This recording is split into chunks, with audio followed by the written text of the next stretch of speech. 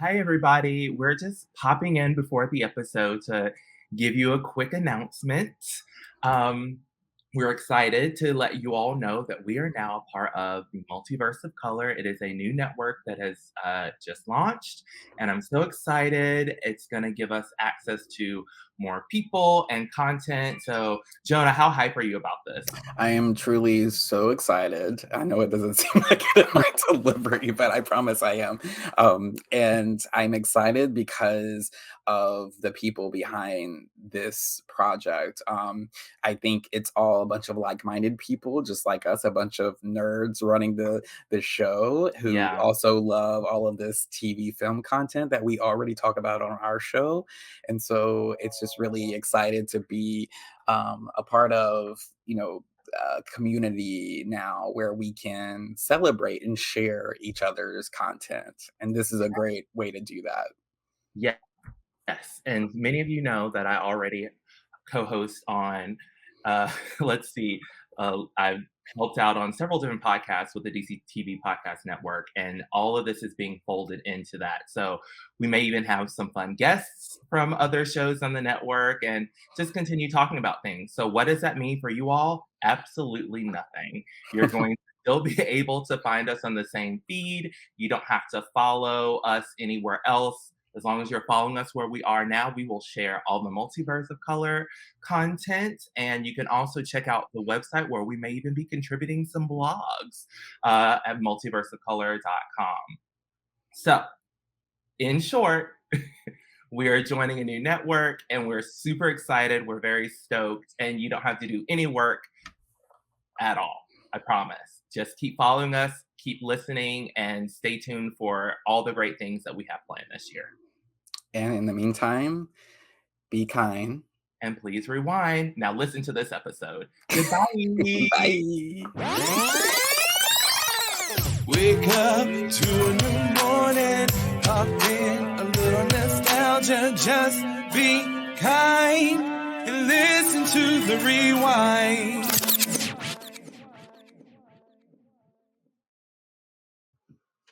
Hello, everybody. Hello. Oh my We're back. God. We're back. We're back.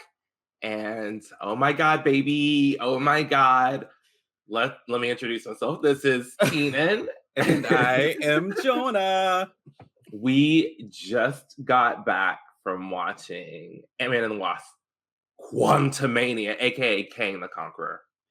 Can we just call it Kang? Mania? Yes. Yeah. I mean, yeah. I just say, yeah. We went to see Kang.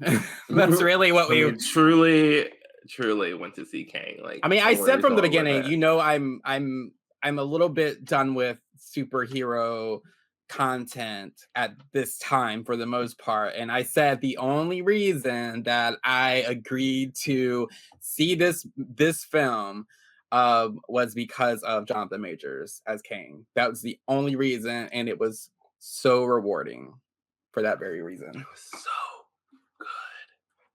It was so good. Okay. So, well, that's our review. Great episode, folks. That was it. 2 minutes. Goodbye. Okay. So, here's your spoiler warning. Like, don't stick around if you've not watched the movie, if you don't want to get spoiled. If you keep listening from this point on and you get spoiled, I don't want to hear about it. Mm-hmm. Don't write to us bitching because we warned you. Okay. And this information is coming from Marvel.com. So I'm going to get you about the movie and just a little bit of info. Of course, this is opening weekend, so we don't have opening weekend numbers yet. Maybe if we remember, we'll talk about it next week. But it's going to be 2 weeks from today of recording when this episode is dropped, right? Yes, something like that. Something like that. So, anyway, so in the film, which officially kicks off Phase 5 of the Marvel Cinematic Universe, superhero partners Scott Lang and Hope Van Dyne return to continue their adventures as Ant-Man and the Wasp. Together, with Hope's parents, Hank Pym and Janet Van Dyne, the family finds themselves exploring the quantum realm, interacting with strange new creatures, and embarking on an adventure that will push them beyond the limits of what they thought was possible. Jonathan Majors joins the adventure as Kang. Oh, they don't mention Cassie at all. Like, It's about they're like they don't mention the whole reason that they are stuck in the fucking quantum realm at all in the descriptor. But it is like such a like marvelly description, right? Like yeah. so Okay. over the top. But also doesn't tell you anything at all. No, they're like no spoilers, which I must commend Jonah for putting the document together because I truly was afraid to do it because I did not want to get spoiled on anything. So and I am so used to being spoiled constantly. In fact, Keenan, right before we left to watch the movie, I was on TikTok doing my morning TikTok scroll, right? And I was looking at, I just saw an interview with Jonathan Majors, and I just was lured in because, you know, God, right? And I happened to notice one of the comments, like, because it was total transparency. It was a video of Men's Fitness Magazine or whatever it's called that's been dropping all of these like videos of him doing his like hardcore workout routine for Creed 3, and I just got lost in the muscliness of it all, and I like dropped down to the comments to look and see what the comments are saying because they always serve, and some ass hat went and said all that just to be beat by a bunch of ants or something like that. And that's I'm like, what you get. No. Okay, I'm going to tell you exactly what I did this morning. I wrote, there's a typo, but essentially I wrote, thank you to all the Quantumania spoilers out there. You couldn't give it one weekend. Well, I successfully dodged all of you. I will be in the theater at 11:30, hoping Kang wins. Laughing emoji. Now let me close this out since I tempted the fates. Mm-hmm. Yeah, I truly don't know how. I feel like now that you have tempted the fates, you will. And it's so funny to me as someone who is constantly in that world all the time. Like you are in that world. You're like podcasting in that world all the time, way more than I am. You are jumping through all those articles, like all of the content. And I don't know how you managed to avoid it. I don't know if you just know what to steer clear of and what. I'm like, but how was I supposed to know that Ant-Man would get spoiled for me on a video of Jonathan Majors? Because people lifting are weights. assholes and they will do it anywhere for clicks. Well, people it really fucking suck. Well, I mean, like, I don't know what click they were wanting, except just for somebody to like their comment, which seems I mean, so because basic. But well, what do you think they're there for?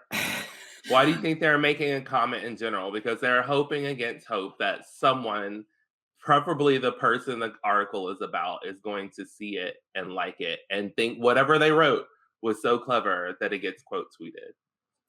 Well, anyway, I did risk it all to put this document together. So you're welcome. But also I didn't feel like it got spoiled for me because I just assumed that, you know, the Avengers, they always win, you know. But like such a fucking, what was essentially a joke that made me say, what is happening right now? When the concept of these ants were introduced, I was like, what the fuck is this? Yeah. I definitely like let's hold all thoughts on that ending because I really want to talk about that and what was going through my head, and I want to know what was going through yours because I heard a portion of what was going through your head as it was happening, and I was like right there with you. So anyway, yeah, okay, cool. Okay, so this film, as Jonah likes to call them, is directed by Peyton Reed. Writers were Jeff Loveness, not Loveless, Loveness, and Jack Kirby. Main cast: Paul Rudd, Evangeline Lilly, Michael Douglas, Michelle Pfeiffer, Catherine Newton, and of course, The one. Jonathan The only. motherfucking Majors. Yes. Y'all. Hold up, because I just started salivating. Wet in all the right areas. We just got kicked off YouTube. Okay, I have definitely marked our episodes as not for kids. I think I'll just start. I think I'll just start blocking kids. Block the children. The moment he crash landed into the quantum realm, and you see him looking so helpless on the ground after he saved Janet, and he was like, "Where am I?" I was like, oh, so let me care for you. Yes. Let me fucking cater to you by Destiny's Child was playing in my head. Like, come here, baby. Let me help you about that dirty ground. Let's get you bathed. Okay. And you can't tell me. You cannot tell me. Nope. That he and Janet were not fiddly diddling. Yes. I mean, they were fiddly diddling in the quantum realm for sure. They were getting. If she was letting old Bill Murray. Ugh. I'm like, talk about out of her league. Out of his league. Right. She said, I've been out here for 30 years and I have needs. She said I have needs. I was like, yes, ma'am. Do you know what? Because I was wondering at the top of this, I was like, damn, all alone. I don't know. I know. I just don't know. I don't think I could. And as I was having that thought is when we saw Jonathan Majors, and I was like, oh, okay, that's. Yeah. Oh, but God. Bill Murray? Oh, Bill Murray. Ugh, even in the 80s, I could not. So problematic. Oh my God. Anyways, they're gonna be like everybody that has started this podcast has officially turned it off at this point. They're like, okay, these gays are just gonna be lusting over Jonathan Majors for the next hour. And there's going to be a group of people who are into it. So, first of all, if you're gay and you're not listening after Jonathan Majors, I don't want you in my life. I don't want to hear. You have no validity whatsoever as a queer. And give us your card because what the fuck? So Rotten Tomatoes. I didn't put that link on here, but I did pull it up. Are you curious to know what it's made so far in the opening weekend? Sure. This is like as of this morning. This is as of the second I clicked on the link. I don't know when they updated this. Okay. I don't even know if it tells you, but okay. Well, it is 3:48 p.m. on Sunday, the 19th of February, and it came out released in theaters on the 17th of February. So, a few days in, it is at 47% on the tomato meter, which, as we know, is a lot of like critic scores. Audience score. 84%. Okay. That's 5. Now, keep in mind these figures here. 5,000 plus verified ratings qualitate the audience score of 84%, right? The tomato meter is just 301 reviews. So I would say the audience score is always in my head going to be more valuable anyway. Yeah. I think honestly, a lot of times the audience is just as harsh on these films than the critics. Oh my God, yes. A friend of mine did tell me yesterday, they were like, I've not been hearing a lot of good things about this movie. And I was like, I mean, really? Yeah. And I was like, well, Ant-Man movies aren't great. Yeah. Like the first one was really funny, but it wasn't like great. Yes. And I think one of the issues that has, really come up with a lot of these movies with some of the fans is that they're now quip machines. So they're just like laugh on laugh on laugh on laugh, and they're not telling the stories. I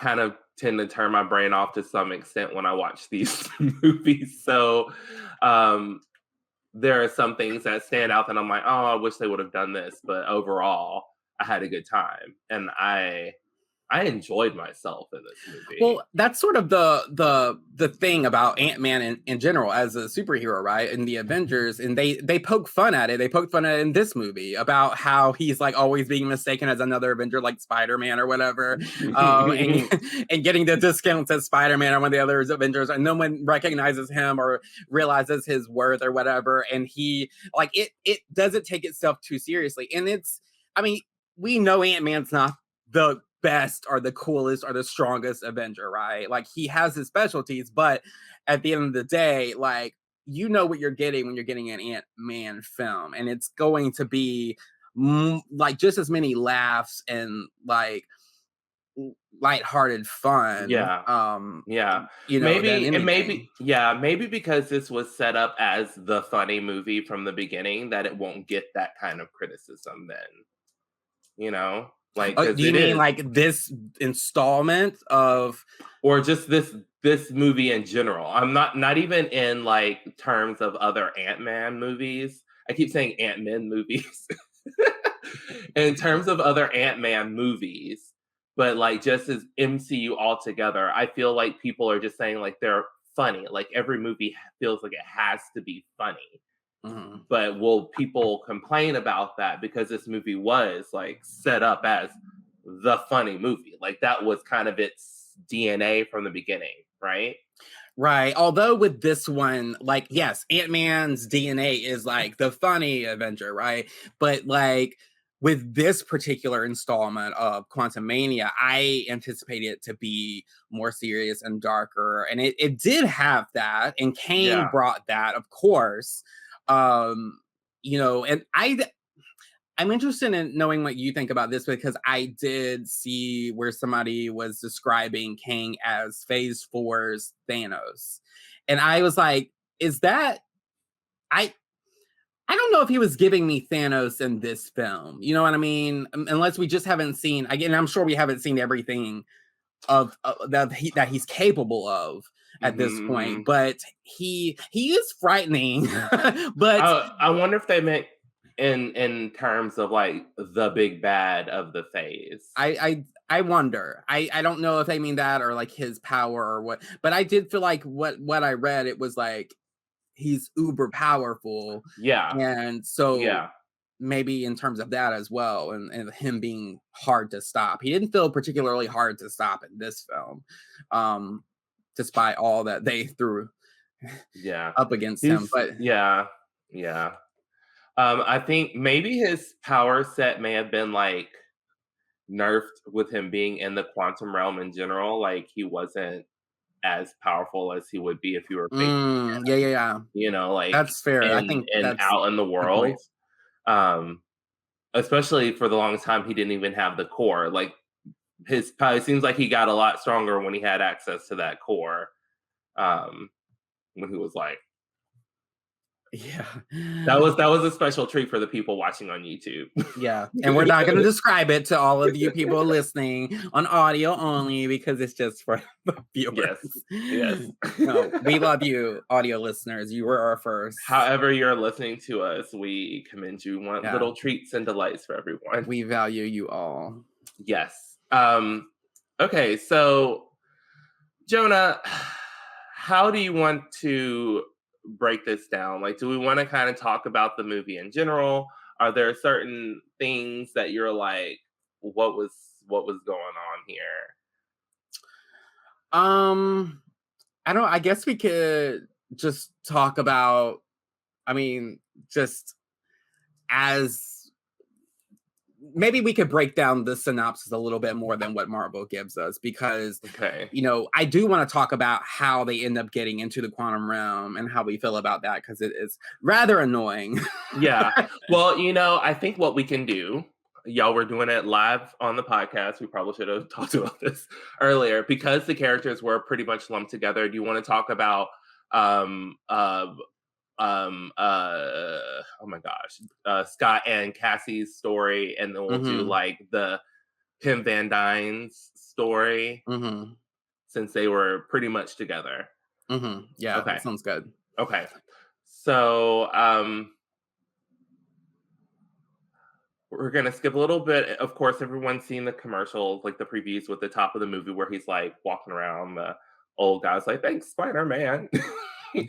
um, so we eventually make our way back to the Pim Van Dyne home, and they're having dinner. And they decide that they're going to reveal this project that Hank, Hope, and Cassie have been working on. Mhm. Yeah, What were and they working on, that Jonah?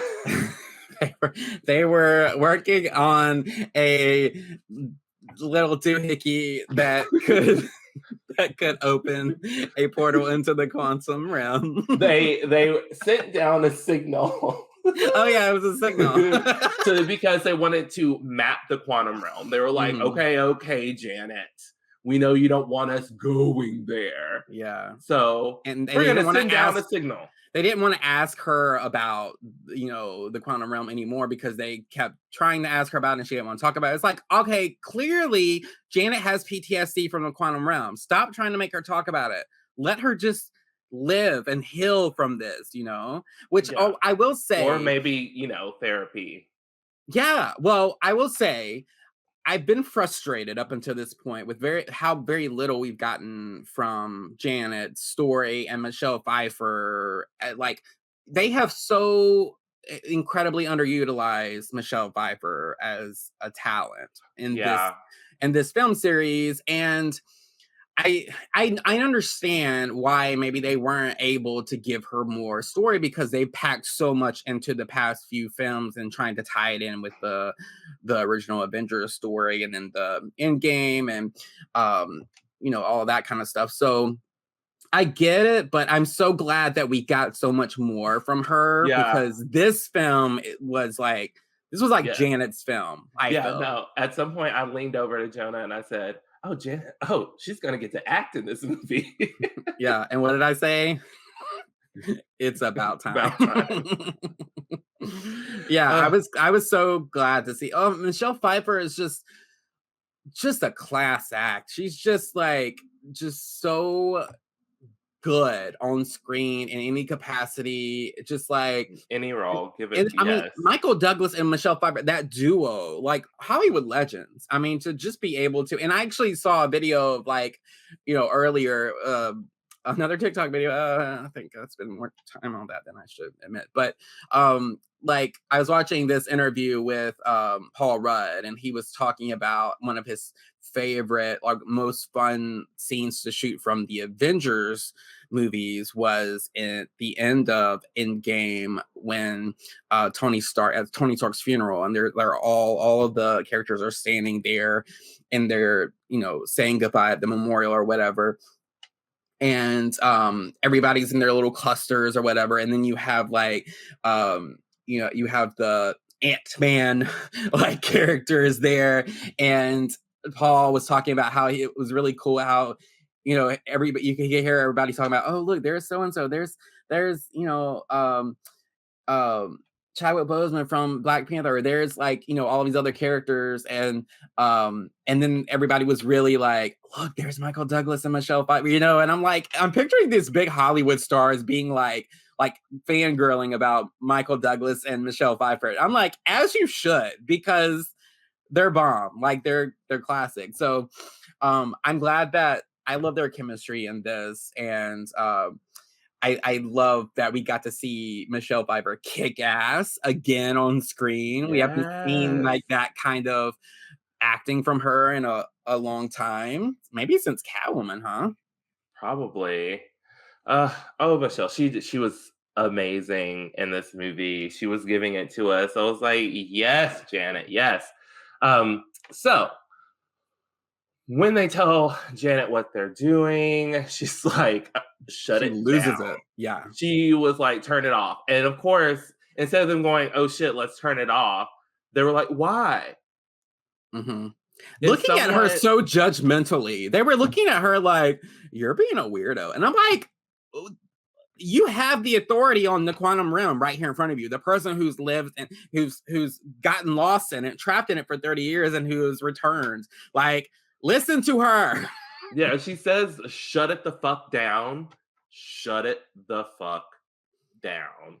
It Yeah. was wild. And of course, everyone gets sucked in. So Right. they like she turns off the machine. Well, too late. Somebody found that signal and Mhm. turned it on, basically reversed it and sucked everyone into the quantum realm. And of course, our teams get split. And Scott and Cassie are together because he puts this little suit on, which he just doesn't have on. It was in his pocket. I was like, oh, you carry it around with you, but you just Yeah. don't have a thing like Hope does. Where was Hope's thing? I don't know. It feels like she's always just like touching her chest or something. Well, see, I think that what they do is they pull it out of their pocket and they put it on their chest. And then like that's what I was Okay. noticing. That's what I noticed the Wasp and Ant-Man do is they pull it out of their pocket and they put it to their chest and it like automatically activates or whatever with the push of a button or whatever. And Cassie's, I don't know that we ever really fully saw that from her because it was off camera every time, I think, whenever she would get into the Yeah. suit. But Which was I annoying. yeah, I was like, you did all that falling and you didn't put you your could have been fucking right. ah! I love how they're just carrying their suits around their pockets so like it's chapstick. Like you just imagine anytime you want to go somewhere, just like pop it out and smack it on your chest and then just like Yeah. zip gone. Oh god.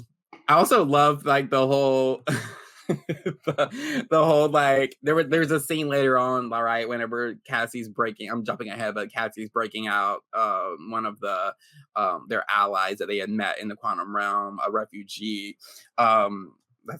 She's a refugee warrior, if you will. And she's trying to break her out of this cell that Kang has her in, and she does that classic Ant-Man thing where she's like, she starts tiny and then all of a sudden she like activates back to regular size out of nowhere, and it freaks them the hell out. And I'm like, can you imagine like just being in your kitchen or something and then like your friend the Ant-Man comes over and you don't know they're there until all of a sudden they shrink or blow up right there in front of you. They like, get punched in the throat. They get punched in the throat. Heart attack. No, Heart or attack. don't I mean, and don't let me be washing dishes. You might get stabbed. Like you know how I feel about pranks in general. Yeah, you don't like pranks. Kenny gets very upset about pranks. I think they're stupid. I think they're stupid, and it's a way for someone to get murdered and be like, well, they came out of nowhere doing something dumb. Yeah, the pranks do get risky sometimes. Like I see these kids just to do video content, and it's like, oh, you're pulling strange people out of nowhere to do these pranks. You don't know what you're gonna get from them. Like if you're gonna do it with people that you you know. You know. But I don't know. I think they're stupid. Yeah, so they get sucked down, and Scott and Cassie, they come across a community, if you will, of refugees from these other parts of the world. Other parts of the quantum realm or whatever. And at first they're a little like unsure of them and they're really aggressive about it, but then they after talking with them a little bit, and we get to meet like some of the other like characters, like including Chidi from The Good Place. I could not remember his name from that show to save my life. Which is wild because when it was announced that he was hired for a part in the MCU, for a while, people were speculating that he was going to be Reed Richards. I did not hear that. Yeah. So that I was like, oh, when I saw him, I was like, oh, it's Chidi. And then I went, oh, he's not going to be Reed Richards. But he played a telepath. Yeah, it was really interesting. He played Quaz. What's his name? Yes. And let's see, who was the... Sorry, I am on IMDb right now trying to find. So while he looks up the names of the team of refugees, so essentially what happens with this is they're like, you here with Janet? Y'all get them out of here, because if they're looking for her, that means that he's looking for them. He-Man and Kang because Mhm. Janet spent 30 years down there fucking shit up for Kang, which Mhm. I think was amazing. Give me an animated series of Janet's adventures in the quantum realm. Yeah, that would be Right. fun. I want that. I want that animated series, please, and thank you. Mhm. Anyways, so when they're finally leaving town, of course, Kang's people find them. And through all of the struggle and fighting, I think Scott realizes that he needs to be a hero again because right now his only concern is Cassie. And Cassie's like, no, we have to help these people. And I think the moment he realizes he needs to go back and help, he looks back and Cassie's gone. That's when she changes into her suit off screen because she's going to help the lady that she later helps escape the cell at the And prison. Have you gotten her name? said lady is Gentora, played by Katie M. O'Brien. Okay, Katie M. O'Brien. Yeah. I'm glad. I really liked that character, and I was afraid we Mhm. weren't going to see more of her. So when we went back to her in the prison, I was like, "Oh, we're not going to forget about her." So that was Mhm. good. That was really good. Yeah. But eventually, of course, our father and daughter duo get caught, and they're taken to Kang's prison. And we'll leave them there, and we'll hop on over to. Oh my! I keep forgetting everyone's names. So I I think I'm know. I doing don't. well. My head keeps going back and forth There's so between many their real names. names, the actors' names, and Yeah, and the which characters' names. normally I will mix real names and character names. I don't know why I'm not doing So that we just anyway. call them the Pim Van Dyne family. Yeah, so we'll hop back to the PVDs. That sounds like a STD. Hopping back over to the PVDs, Janet takes them to this bar. And to get into it, I love that it's essentially like second nature to her to go through all these intricate designs to open, but all those designs are circles that we keep seeing in things like um fuck, what is the name of that movie with the guy from Kim's Convenience? Fuck. Shang-Chi. Shang-Chi, Oh, yeah, which yeah.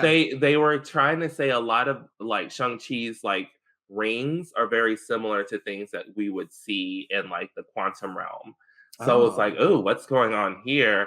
I'm you know how much I love connectivity. So I'm just looking for Mhm. ways for all this shit to connect. And that Because is like, something that the MCU does like stellarly. Right? Is stellarly a yeah, word? It is it now. is now. Like, like is the cohesion of all of Right. these storylines. Right. And so like phase 4 seemed to be the most disconnected of everything. And even some of the things that we probably should have felt like were really, really tied together sometimes didn't seem like connected. Like I would have thought Loki and then like all the multiverse of madness and the Spider-Man movie would have had like something to do because those were the most like multiversal effects of all of the movies, Mhm. but it didn't even really seem like any of them had anything to do with each other. Mhm. So I'm hoping that we're gonna start seeing how phase 4 ties into the greater story of like the Kang dynasty and Secret Invasion or Secret Wars, whichever one it's gonna be called. I think one of them is the comic and one is what they're being called in the MCU. But anyway, um, they get to this bar, they get this slime so that they can understand everyone, and then Janet sets up a meeting with whoever Bill Murray is playing. And from jump, I'm like, I don't trust him. He has set them up. Yeah. and And I don't and think you're supposed to, right? Like, because he's just like, I feel like they bring in those kinds of like big names yeah. for those specific kind of like moments, right? Yeah, yeah, like, so he Whatever comes happened to in. his character? Like, do we see anything happen to him? Oh, no, he gets eaten by that thing Oh, that right. because so he was like while they're having dinner before the troops show up, he eats this like squid look or drinks this squid looking thing, and you could hear it dying as he's eating it, like it's screaming for its life. Him crunching into it, And slurps it up. as Makes me want as spaghetti. oh my god, as Janet is leaving, not Janet, as Hope is leaving, she like enlarges it with one of her discs, her Pym particle discs or whatever they're called. And that thing is what is like fucking up shit inside of the bar. And I think he eventually just gets eaten by the same thing that he just ate. Yeah, I was like, hoping they would show him life. getting. Yeah, I was hoping they would show him getting eaten, but we just see him like flailing around, like the thing. One of its tentacles has him, and it's just like flailing him around like a rag doll. Which that was satisfying enough, honestly, to hear him screaming and just Bill Murray being like eaten by an octopus is very satisfying to me. But over that course of the conversation, we find out that he and Janet had trysts while they were freedom fighters. Apparently, very wild trysts. I know. I was like, oh my god! And each time you kind of see this flashback to Hank, like, like, what are you talking about? He's like, how wild? But they have like the best conversation about it. She was like, it was 30 years. I had needs, and he was like, I had needs too. And all the time, Hope is like, Mom, it's like, ew. Yeah, it's funny. He's like, I was with a woman named Linda. Right. Sorry. Right. And I'm like interested that they called that person's name. I was like, is Linda someone? Is there a Linda in anything? I don't know. I just feel like Linda is just one of those like super basic, like common names. And it was just like it's gonna be Linda or Susan. Listen, someone has found a connection to something in a comic somewhere, I'm sure. I'll watch some YouTube videos and be like, there it is. In my head, on one of their like one night stands or dates or something, she stole one of like his Pym particles or something, and she's having her own adventures with that. That's what my headcanon is. Oh my god. Oh my gosh. So yeah. I'm trying to remember what happens after that. What does happen after that? They get on the ship, the PVDs are on the ship, and she knows where he's going to take them because she blew up his core. Janet, and so Janet blew up the core to his like time ship, so she was like, this is where he would take them. And so that's where they went. So flashing over to Scott and Cassie's situation, Kang introduces himself to Scott and tells him basically, I have something I need you for. You know, you're probably wondering why you're here. Actually, I have the exact quotes. I stepped out to the little boys' room at this time, but I did happen to find the exact quote because I wanted to make sure I didn't miss anything super important. It doesn't include the whole thing, but it includes the offer that he makes. And he says, Kang says to Scott, "You're an interesting man, Scott Lang. You've lost a lot of time, but time, it isn't what you think. It's not a straight line, but I'm sure that's not exactly important to you right now. You more than likely want to know why I'm here, and most of all, what I want with you. I have need of your particular skill. You've been regarded, both lauded and reviled, as a thief, and believe it or not, that's what I have need of right now. You see, someone has stolen something from me, and you, my friend, are the only one who could steal it back. So, have we an accord, Mr. Lang?" I love how he talks. It's just very soothing to me. He's truly one of the most soothing, like, villains. I just very much enjoy Kang on screen for many reasons, but the dialogue is just giving. When we get the backstory of him and Janet, and she sees who he really is and what he's done, and the moment he looks at her, he said, "I gave you my word. Your world will be safe." I'm like, okay, let's go. I know, right? But we also know now that his word doesn't mean shit because he also gave his word to Scott, you know? Oh my God. So would he just like snap Janet's neck on the way out the door? Like, what the fuck? I know. It's a bit of a bummer. I know he's a villain. He's a super villain, and we're not supposed to trust him. But I'm like, I mean, some supervillains have a code. Yeah, You well, know? I'm interested too because like he was talking about stopping what's coming because his variants are playing with time like children. So at the end of the movie, we see his variants, like the main ones, one of which is like one of when he was like ruling Egypt.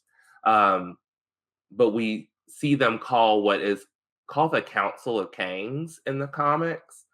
And so it makes me wonder, was this Kang the Conqueror actually out to set up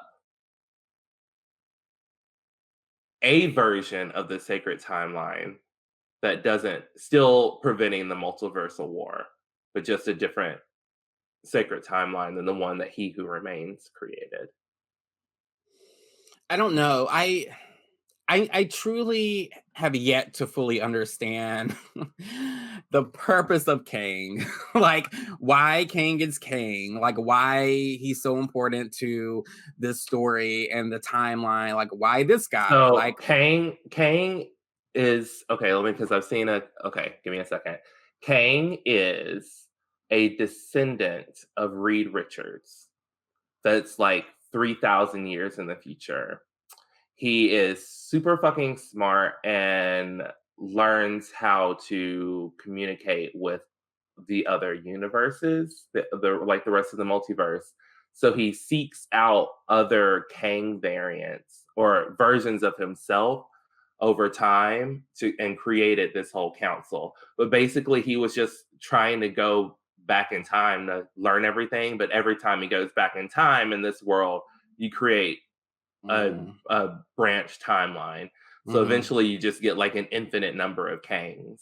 mhm. And so that is what the Kang Council or the Council of Kangs, whatever I Imagine just called it. you imagine how narcissistic you have to be to create to go out of your way to create a whole council of you, like a bunch of yous, like from all these different timelines and fucking up the whole like universe of Mhm. timelines and shit. Like, Yeah, because the probability storm that we experience in this movie, I think, is probably the best description of how the multiverses work in this world. And it's just that every time you make a decision, every decision creates its own branch timeline. Every possible decision creates its mhm, own branch timeline. Me yeah. deciding what time to buy movie tickets created a branch timeline. It's such a mind fuck, right? It's Yes. just like, and this whole movie is like, I couldn't help but thinking while I was watching it from jump, I'm like, this would be so fun to watch high. It would just be so because you already feel a little bit like you're like loaded, right? When you're watching it, when they're going through the quantum realm and everything, and meeting all these Yes. wild looking characters. The fucking buildings are alive and shit. Like there's a Yours jelly aren't. man who's like obsessed with holes. Like it's just it's very That little jelly person was so precious. And when they go, your buildings are alive, the jellyman goes, oh, yours aren't. Like it's it was. so sad for them. Like, oh, you don't have buildings that are alive? And That's who did we figure out upsetting. who that voice was?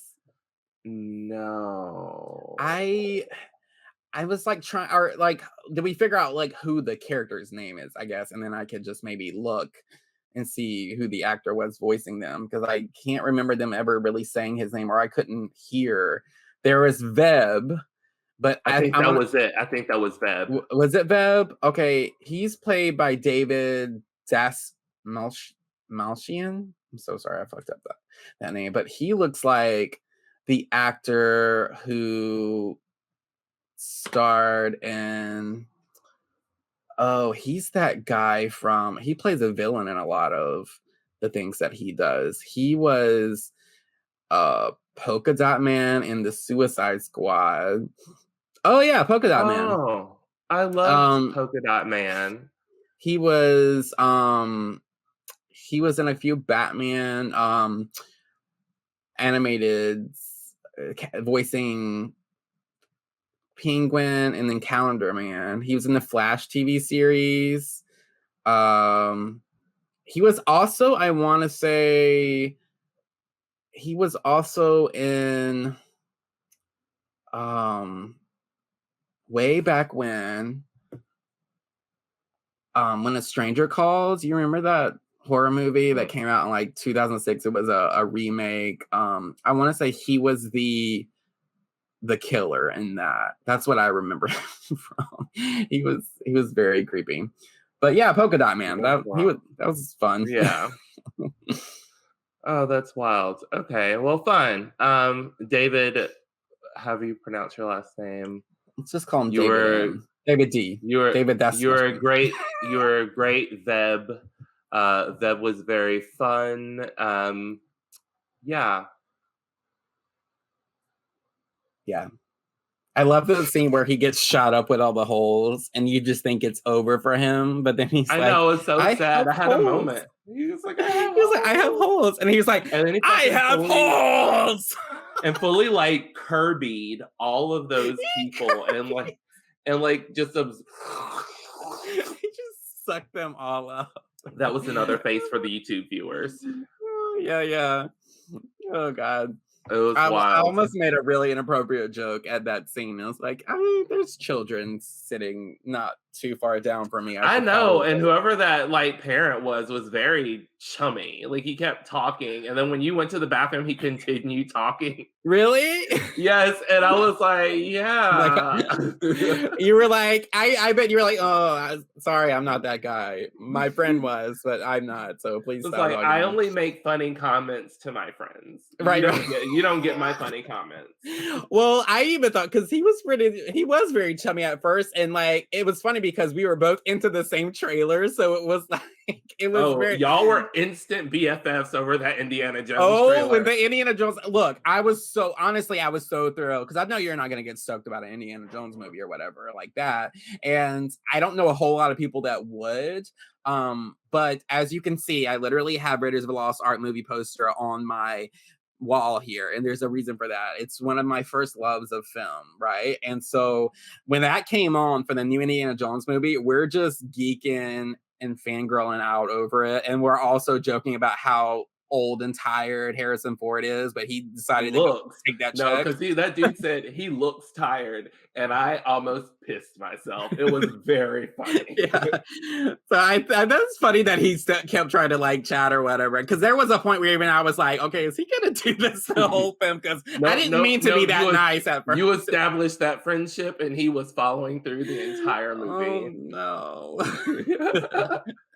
But that was cool. But what we ended up seeing was some really great effects, some great fighting, some pretty interesting storytelling. Eventually our team leads a rebellion against Kang the Conqueror, and when it looks like Kang gets pissed off and he's just murking people left and right with his laser hands, what happens? But a fucking army of goddamn ants come rolling in with Dr. Hank Pym. Dr. Hank Pym in his very white savior moment. It was it was he had this smug look on his face. He was dressed like Jesus. Did you notice that? But like earlier, so there's an earlier scene where we find some of the ants from the lab that got sucked down, and evidently while they were passing through the quantum realm, they experienced centuries worth of evolution, and they were on their own journey. I thought that was really cute. Little flashback with the ants like learning all these things, and like give me that web short. I want a web short of the ant timeline. And I don't even need them like talking in voices that we understand. I want subtitles. Like I want the full experience of just like us not knowing shit of what they're saying except without the subtitles. It would be such a little fun web series. It would be so fun. Diversify, like fucking MCU needs any advice from me. And I think it's so funny that like Kang is talking shit about like Scott Lang and like you talk like the Buggisons or whatever we call them as a family, because I don't know, what do we call them? There's so many of them. They all have suits and like they all know shit like about bugs, and I'm like, let's just call them the Buggasons. But like he's talking shit about them and like about Scott and about how they talk. He's like, you're just a man who talks to ants. And then all of a sudden, all of these ants show up and like put him in it. Like these ants truly are the ones who saved the day. It's kind of comical. Yeah. It was like, so when we get this like whole setup of the ants, I was like, what is happening right now? You were like I feel like your exact words were, what the fuck? Or something to that effect. It was really like, did someone lace my popcorn? What is happening right now? What am I watching? Got that happy butter. Oh my God. But it was, of course, a Kang. And of course, there's this whole subplot with MODOK, which is not the traditional MODOK. This MODOK is Darren from the first movie who got like shrunk one body part at a time and sent, I guess, down to the quantum realm where Kang took pity on him and turned him into MODOK. Which is, what does it stand for? Something method of something on destruction. No, fuck, what does MODOK stand for? Mechanized organism designed for mass destruction. Like it didn't end up like being the right word. Right.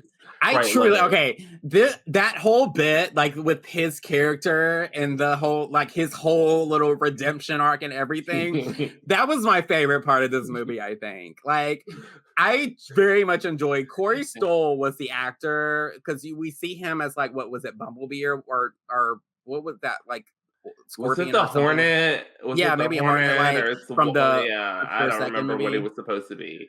Yeah, like Corey Stoll plays that character, and he was just so good at like giving these like really laughable like moments of dialogue, but in a very like serious, like taking himself very serious kind of like tone. And it was just so funny to see. It was very appropriate for the like it was like, I know what I'm reading for. Like there's currently a MODOK cartoon, and MODOK is voiced by, oh my God, what is his name? Something Patton. Oswalt? Yes, Patton Oswalt. Yes, it's voiced by Patton Oswalt. So that kind of like, so good, such a good choice. So that kind of gives you that kind of energy that cartoon is probably coming with. So I feel like this was very much in the vein of that, not the same origin, but maybe a similar depiction of like the comical side of that villainous character. That was a fun bit. Even all the way down to him only answering to MODOK until the end. Well, actually, Kase pulls a like Hulk versus Loki and slams him down on the ground with his own little like cables, and then tells him to not be a dick. And that was her "don't be a dick." I was like, they should put that on the poster. It's very inspiring. That's going to be a meme. Who, I didn't say this earlier, Catherine Newton as little Cassie Lang looks like she is Megan Donnelly's little sister. Like or Anna Sophia Robb. Okay, so we have three sisters. What are they going to be in a movie? But just like, even down to the way she sounds like Cassie Lang. I mean, she sounds like Megan Donnelly in some of the earlier seasons of American Housewife. So I want to take a moment to acknowledge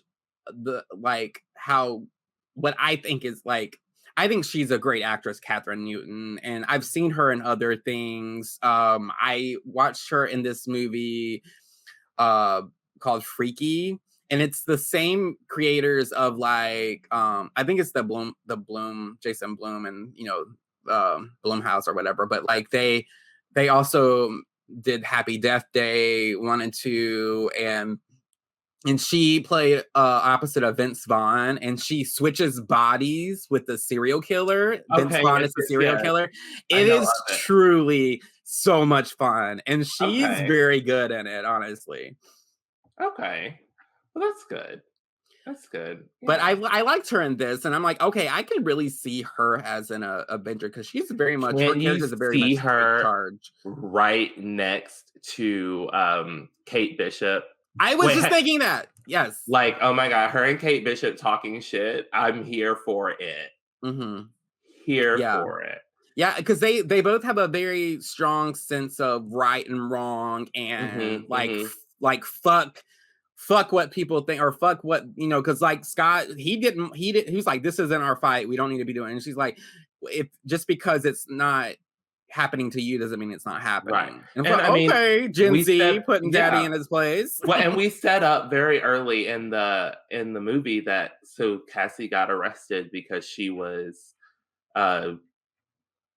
keeping cops from raiding a homeless camp in the middle of the night. She shrank a cop car. And then put the toy-sized cop car, sirens sort of blaring, semi-blaring on the counter in front of the cops. I thought that was just very like ballsy. Very funny. Like, bye. And Scott all the time didn't know she had a damn suit. But it all worked out for our team. Mm-hmm. Everyone grew a little bit, and our no pun intended. And our boo, Kang the Conqueror, was sent. Okay, this is my theory. I feel like you have to go through the quantum realm to get to a branch past universe, right? Like, it seems like they had to go through the quantum realm to travel to the past. So what if they just sent Kang even deeper into the past? But it's like he would still have his core. So you think the Kang that we see in the past at the end, post credits, could be the same Kang that I fought? don't know. I don't know about that specific Kang because he didn't have a scar. But I feel like I know he's not dead. I refuse to believe that he's dead. I mean, but even if he is, I mean, we have all these other Kangs. You know what I mean? So it's really kind of moot. Yeah. So I don't know, because I feel like this is gonna be like we're gonna need this Kang to stop the others, maybe. I mean, but is that the ultimate goal? Like, this Kang is trying to stop, and why does this Kang care about stopping the other Kangs if he himself is the conqueror, if he's evil? Well, because there are other versions of him. So there are other Kangs that are just as evil and gung-ho about conquering all the timelines. So essentially what happens is, like, the war was set so whoever wins would have the dominant timeline, if I'm not mistaken. So you're going to want your timeline to be the one to survive over the others. Interesting. But it's just a fight that never ends. Yeah, it just and seems so like Kang, a very lofty plot line. Yeah. Well, so like Kang says, like, I experience time differently because he's traveled back so many times that he just knows. He's seen it end, he's seen it start, and he just he doesn't experience linear time the same way anymore. Very interesting. So Jonah has some trivia pieces for us. Yes, I do. I am ready for them. Let's go. So I pulled from IMDb. In Avengers Endgame, Cassie Lang was originally played by Emma Furman. In this movie, she's played by Catherine Newton. Furman claimed on Twitter that she learned about being replaced when Disney released details of the film at their Investor Day in December 2020, and that while she was saddened, she was still grateful to have been a part of the MCU. Could you imagine finding out that that's how you get fired? Remember earlier, I was like, I feel like she found out on social media or something, so people were a little like sus of this movie. Like it didn't start in many people's good graces because of that. Mm-hmm. I'm like, someone was like, Emma Furman was robbed of the ability to portray Cassie, and I'm like, Which I don't. I'm like, if they knew Phase 4 was in the works by that point, of course, and they knew that Cassie Lang was going to be a pivotal character in Phase 4, why didn't they take casting more seriously? If they didn't want Emma Furman to be the long-term Cassie, why not Right. go ahead and cast their choice for that? But I mean, I don't know. Maybe they did plan on that and they just didn't feel like she was Yeah, I don't know. strong enough Just to help carry. yeah, especially if all these people continue on, and there really is going to be an Avengers, a Young Avengers project. Maybe I don't know. I don't know. I don't know, but I don't. I don't know why, but maybe Apparently, she was not privy to it. She did not get the memo. Oh, She did not get the memo. she did not get the memo, but she got the social media post. Right. I'm sorry, Emma Furman, girl. I hope you find. I hope you get booked. Good luck to you, Emma. Yeah. Here's a fun as fuck fact that I had no idea was a thing. This is the first Ant-Man movie not co-written by Paul Rudd. Did you have any idea that Paul Rudd was writing the other Ant-Man? I had no idea. And then I'm like, okay, that kind of makes sense. That tracks because that character it feels very Paul Rudd like, right? Like, yeah. It feels very natural for him in that role. And I'm like, okay, so he was writing it, or co-writing. So I'm like, he was obviously putting a lot of his like self and mannerisms in there, I'm sure. Yeah. It definitely feels more organically Paul Rudd than probably any other, film that any of the other Marvel actors play. Yeah. Also, at the beginning of his career, director Peyton Reed directed behind-the-scenes material for the Back to the Future franchise, and those efforts included Back to the Future Part 2, which came out in 1989. Early on in Quantumania, there's a moment, you mentioned this earlier, involving a pizza scene that pays tribute to that sequel. Peyton Reed said, quote, I did the making of documentaries for Back to the Future Part 2 and Part 3. So I was on set when they did Part 2's pizza scene. And yes, Quantumania's pizza scene is a little tip of the hat to that. Here we go.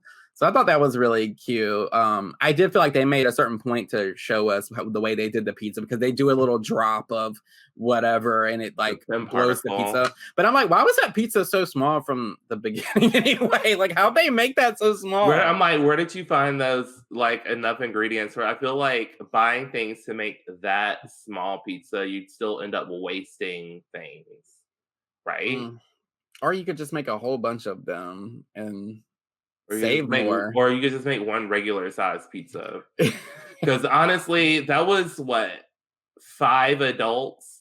You mean to tell me that one large pizza fed 5 adults? I don't believe it. So the second trilogy this is the second trilogy in the MCU to have the same director for all 3 films following the Spider-Man films, directed by John Watts. So I thought that was the other cool. one. The Spider-Man films. So this is the second one. So second trilogy. The Ant-Man trilogy and Spider-Man trilogies are the only films in the MCU to be directed by the same director. Which I'm like, well, assuming there's going to be another Black Panther film, we're going to have that as well. So they obviously like that formula. It seems to work for them. Yeah, they get to tell one cohesive story. Which I also think is one of the reasons that Marvel is far more successful than DC in terms of telling these stories on film, like live action, because they, are more consistent in keeping on their, and maybe not picking such problematic directors.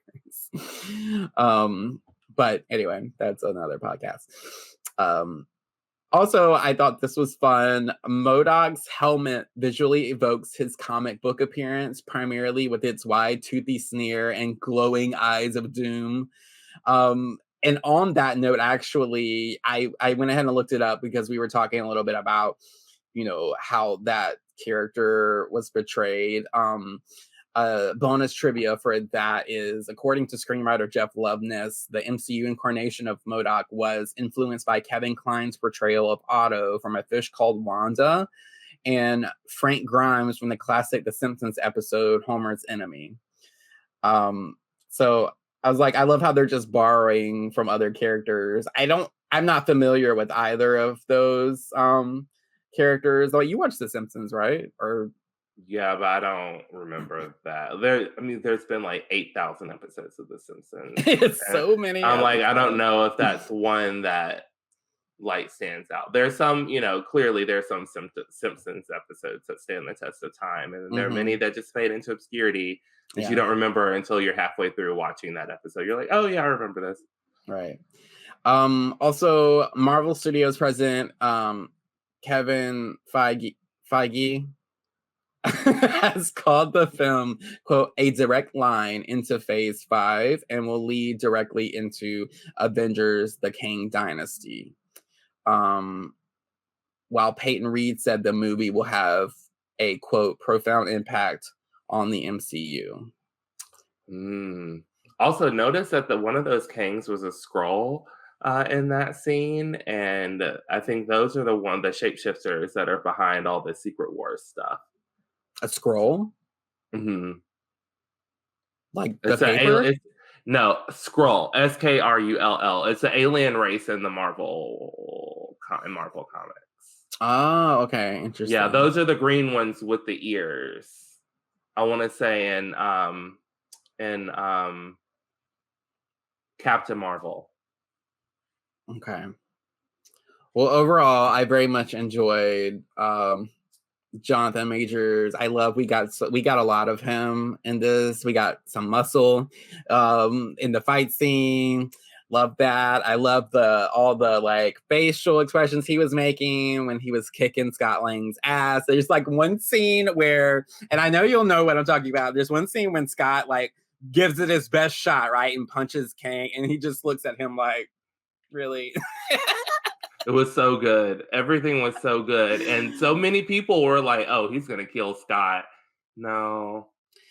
He'd been weakened by the ants.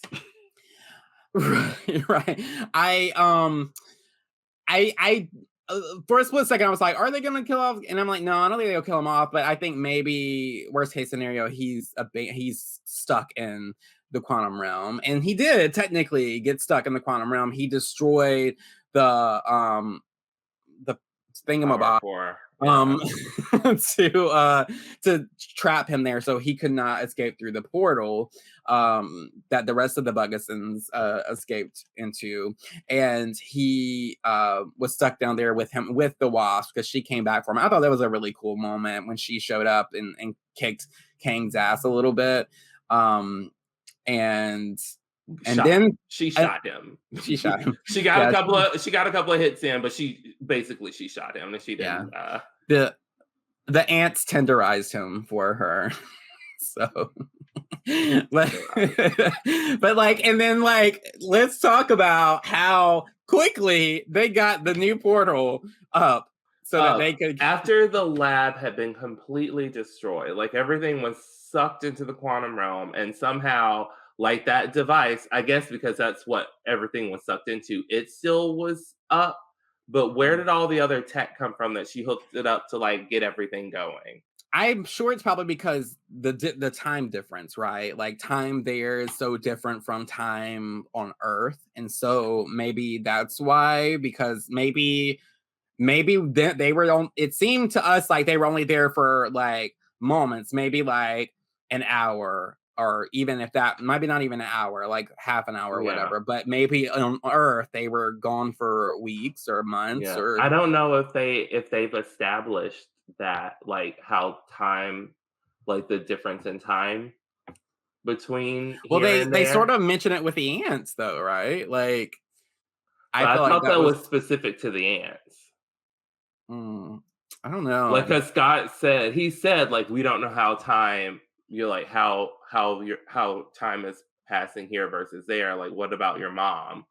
When he was talking to Cassie, and she's like, "Don't do that, don't." Yeah. Well, I mean, then we also see it with with Captain America in the Avengers, where he goes back in time and then like he ages or whatever. I mean, that's the same thing, right? Like, Well, I thought he stayed. I thought he went back in time and stayed, and so he just lived out a normal life. yeah, and then he'd hop back into the room. Yeah.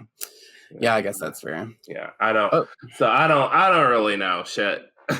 I'm like, I think they're banking on no one really fully understanding this if someone storyline. understands how time travel works in the MCU, please let me know. The most I get is you can't really change the past. If whatever you do just creates a new universe.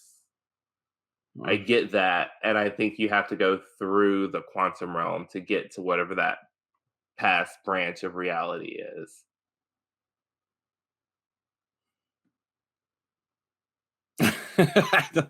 Keenan's just got lost in the quantum realm himself. Oh my god! I think I broke you went my somewhere brain. for a second. I broke my brain. I was like, did his computer freeze up, or did he literally just have like a stroke? Oh my god, y'all! That broke my brain. That broke my brain so bad. bad. We gotta stop. We gotta get off this. And great movie, guys. it was a good time. You're gonna have fun. I feel like there was a lot of Doctor Who imagery evoked within all the circles and things. If for those Whovians out there, it also felt a little bit like Guardians of the Galaxy to me. I guess with the exploration of other worlds and galaxies and stuff. And I am convinced the TVA is in the quantum realm. Like I'm ready for someone to verify where it is because I'm convinced it's in the quantum realm. Yeah. Well, and that is that. Jonah, do you have any more thoughts about the movie? Nope, that's all my thoughts. Okay. Well, y'all go watch it. It's a good time. And you may have some good memories of Jonathan Major's arms. So Jonah, what you watching? Girl, what you watching? Well, I'm so glad you asked because I actually have some new TV content I'm really excited to tell you about. One of which I think you'll be really interested in, or even if you don't seem interested in, you would like it once you watch it. So I've stumbled across two shows. One is Kevin Can Fuck Himself. That is a AMC show that I've been watching on AMC Plus. It stars Annie Murphy, who was in Schitt's Creek. She played Alexa. The format of the show is very interesting to me, and I wasn't really interested in it at first because I was like, that's weird. I don't really want to watch like a show where a sitcom format is shoved in with like a serious drama, like dramedy kind of thing. And so I was like, how is that going to play out? I'm like, I don't know. I want to see that. And when I watched it, because I literally had nothing else to watch, I was like, oh, this is interesting because she plays a housewife who's just kind of always really wanted like this ideal, like picture perfect, like life, like white picket fence life with her husband. But she ends up being sort of that overplayed, like housewife trope from sitcoms where it's all about the dumb man and he's always getting into shenanigans, and the straight-laced wife is always the one who comes in and like plays off of that, or like he plays off of her or whatever, and she's there to kind of neutralize it and in a very minor role or whatever. And there's that side of it, and she just kind of snaps and she's like, she's done with that. She feels like her life has been wasted for the past decade or whatever, because like catering to this man who is just really kind of the worst. He's not an evil man, but he's like one of those like guys who is so super obnoxious, super self-involved, very selfish, very like that you don't like him at all. He's just so annoying to watch. And she has a plot. The plot at some point becomes she's gonna kill him because she wants out of this marriage, right? And you're like, well, why don't you get a divorce? And it's like, she has a whole list of reasons why that's not viable, but apparently killing him is. Anyway, it's fun because she kind of teams up with this next door neighbor who is like friends with like um they're from Boston. It's set in Boston, so they have these really like heavy Boston accents, and that's like a whole thing in itself, and it takes some getting used to. But it's really fun. It becomes a fun dynamic in this show, like how they talk to each other. And this next door neighbor, who becomes her friend slowly but surely, reluctantly, is kind of they get into their own shenanigans as they're trying to, because they sort of have mutually assured destruction, if you will, where she realizes the next door neighbor sells drugs, and Annie Murphy's character, like her part of her plan is to get enough like drugs to drug her husband, to make it look like an overdose. And so she can get out of this terrible marriage. It's just like, it's fun to see Annie Murphy come from like such a ditzy, like lovable character in Schitt's Creek to this like sitcom slash dramedy kind of like format where she isn't a super likable character. Like, you are rooting for her, but also you're like, she's not the most likable in the show, because she does all these really problematic things. So that's a fun one I've been enjoying. I'm on season 2 of that, and it's only got 2 seasons. It was canceled by AMC. The other one that I think you would particularly like is a Natasha Lyonne show. Oh, Poker Face? Poker Face, yes. Yeah, it's definitely on my list. It's so good. It's so good. I didn't have any idea what it was like about, but I was listening to her on the Dak Shepard podcast the other day, and she was talking a little bit about it. And then I realized that Ryan Johnson was the one behind Poker Face, who's also behind Knives Out, Glass Onion. Like, I was like, oh, wow. Okay. And it definitely has that style. And it's such an interesting premise. Like, do you know the premise of that show at all? Okay. Yeah. Yeah. Like she's basically a human lie detector. And it's like, and Natasha Lyonne is just, she's another like one a role that seems like it was written for her.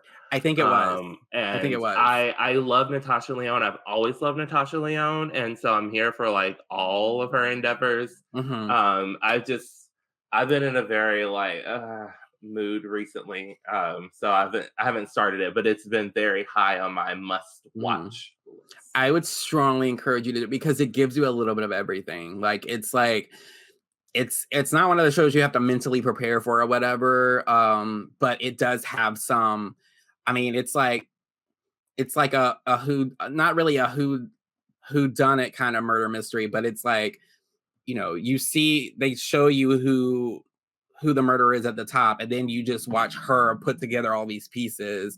And the whole concept of a human lie detector, of someone who can just tell by hearing someone say something, whether they're lying or not, is fascinating. And I love to hear her talk. It's just, she's just so good. And it really was, I think, written for her. She's an executive producer on it, so she, you know, is probably really passionate about where that like character, the road that character takes. And so I think it will be a big hit for Paramount Plus. I think it'll probably last several seasons if it continues on, you know. Is it on Paramount or Peacock?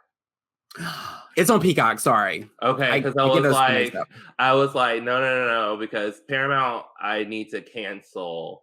I don't think I'm gonna finish watching Wolfpack. You don't think? It's hard. Like, that 3rd episode was just so bad. I haven't had the energy to watch the 4th one, and I'm just like, I don't need another bill, so I can cut ties and walk away. Yeah, Peacock. It's Peacock. Okay. Yeah, that's what I thought. I was like, Peacock is the one I don't have to pay for. Yeah, and it has some other great stars in it. Benjamin Bratt stars in it. Adrian Brody. Who, like, where has he been? So that's good. Yeah, I don't know. Like, he used to be in a lot of things, and I just haven't heard his name in a very long time. So that's nice. Like, good for you, Adrian Brody. I hope you didn't do something problematic while you're away. or hell, while you were in the spotlight back in the day when social media didn't exist. I haven't heard anything problematic about him yet, so well, that's good. But those are the things that I am really like heavy into right now that I'm binging.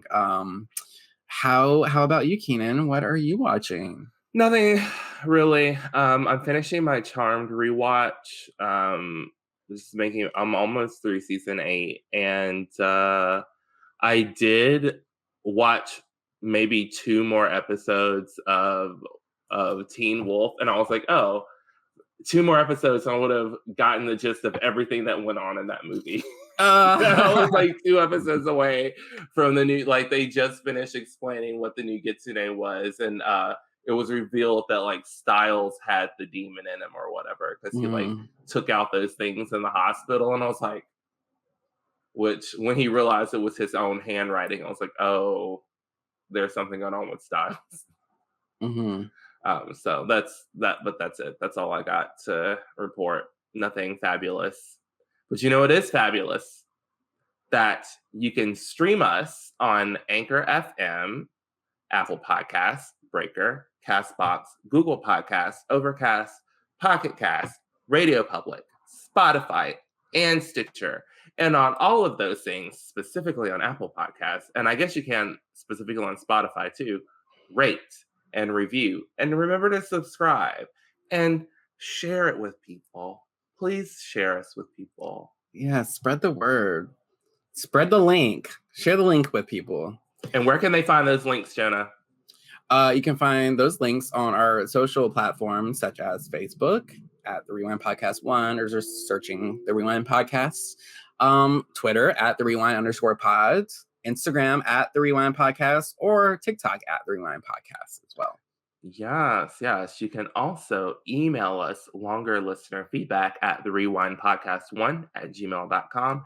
If you don't want to type your feedback, but you just want to speak to us, you can go to our site, anchor.fm/rewind-podcast, and you can leave a voice message that we can play on the episode. Or if you don't want us to play it on the episode, we can listen to it and then just respond to what you asked. How fun is that? So fun. Yes. So, Jonah, how can they find you online?